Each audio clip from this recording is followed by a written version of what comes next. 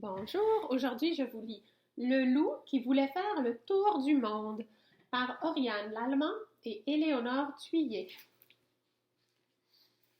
C'est écrit une dédicace ici. À qui ils ont écrit le livre?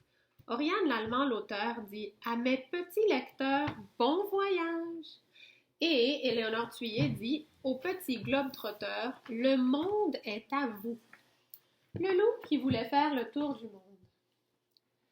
C'était l'hiver dans la forêt, et Loup s'ennuyait à longueur de journée. Même ses amis ne savaient plus quoi faire pour lui. Un matin, il se regarda dans son miroir et s'écria « J'ai trouvé, je vais voyager, voir d'autres pays, j'en ai toujours rêvé. » Aussitôt dit, aussitôt fait, sa valise fut bouclée. Bouclée, qu'est-ce que ça veut dire? Fermée. Bouclée. À Paris, on voit ici la tour Eiffel. Loup admira la ville à bord d'un bateau-mouche et découvrit la tour Eiffel. « Qu'elle est grande et belle !» s'exclama-t-il, émerveillé.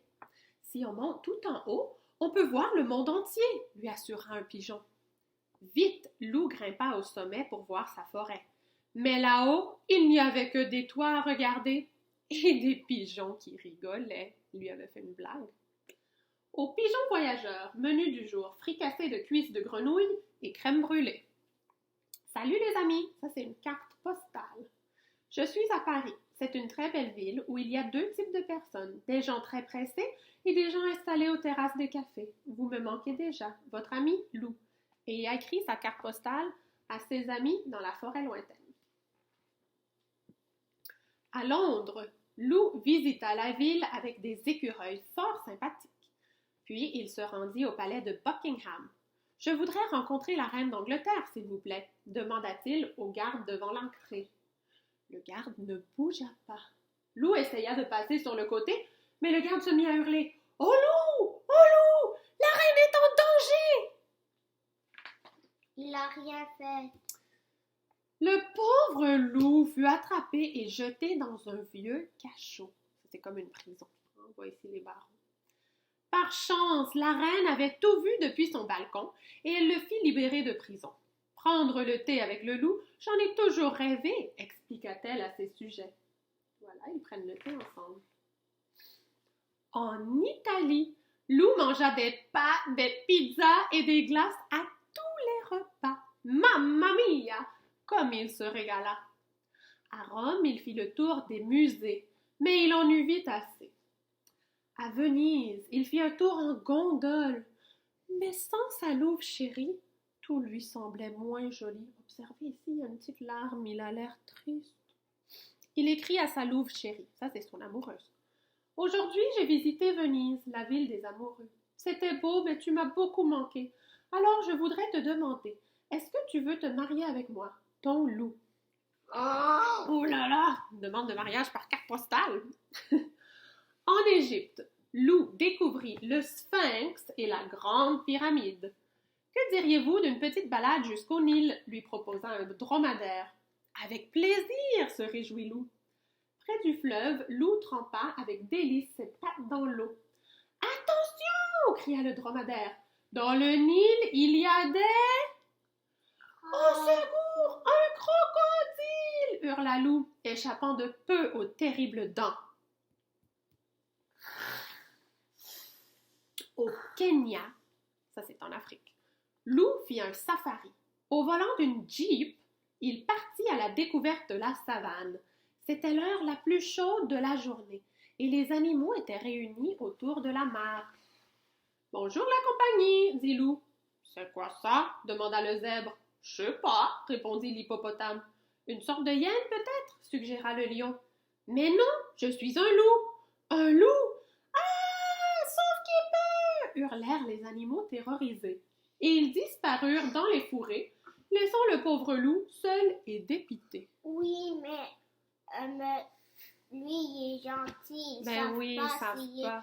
il est Peut-être qu'ils ont gentil. juste entendu des histoires de grands méchants loups. C'est pour Oui. ça qu'ils ont peur. Sur l'île de Madagascar, Lou vit des baobabs qui touchaient le ciel et des fleurs aux couleurs extraordinaires. Mais sous l'eau, c'était encore plus beau. Lou nageait au milieu de poissons multicolores quand soudain, Un requin-baleine surgit près de lui. Sur la plage, un lémurien observait la scène. « Pas de panique, museau-long, se moqua-t-il. Ce requin ne mange que du plancton. » Au Népal, Lou escalada l'Everest, la plus haute montagne de l'Himalaya. Arrivé au sommet, il s'assit pour se reposer. Il ne vit pas tout de suite l'horrible créature qui l'observait. « Bienvenue chez moi, bel étranger, » roucoula demoiselle Yeti. « Je pourrais te manger, mais tu es trop mignon. Je préfère t'épouser. »« Ah, ça non !» cria Lou, et il prit les pattes à son cou. Il dévala la montagne, traversa la vallée et le pays tout entier. À bout de souffle, Lou s'arrêta au pied de la muraille de Chine. Il y avait là un grand panda qui prenait son repas. « Que se passe-t-il, noble étranger ?» s'inquiéta le panda. « Vous semblez bien pressé. »« Un yéti me poursuit. Pouvez-vous m'indiquer l'aéroport le plus proche, s'il vous plaît? »« Avec plaisir, répondit le panda. Mais avant cela, voulez-vous partager mon repas? » Et il lui tendit un bol de riz. Lou était affamé. Il ne se fit pas prier. On voit celle qui... Oui, on voit demoiselle Yeti qui court après le loup pour l'épouser. Lou fut ravi d'arriver à Sydney, en Australie. Quand il se fut bien reposé sur la plage, il décida d'aller surfer. Hélas, cela ne se passa pas comme il l'avait imaginé. Et il aurait fini noyé si un kangourou ne l'avait pas repêché. Ah oui, voilà le kangourou qui l'aide. Et là, il écrit une carte postale à ses amis.